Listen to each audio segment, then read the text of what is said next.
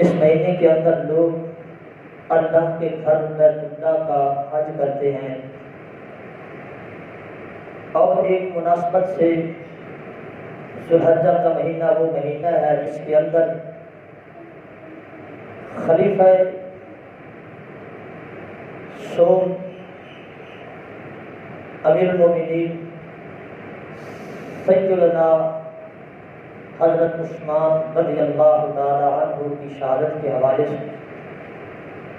کیونکہ آپ کی شہادت بھی ذو الحجہ کے مہینے کے اندر ہوئی ہے، اس مناسبت سے آج کے خطبہ جمعہ میں سیدنا عثمان غنی رضی اللہ تعالی عنہ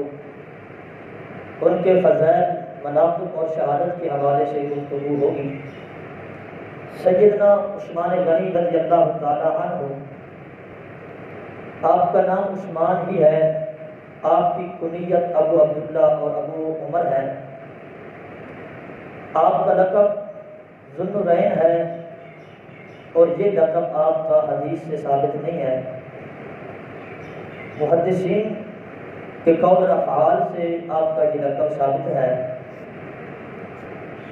سیدنا عثمان رضی اللہ تعالی عنہ اول المسلمین میں سے ہیں،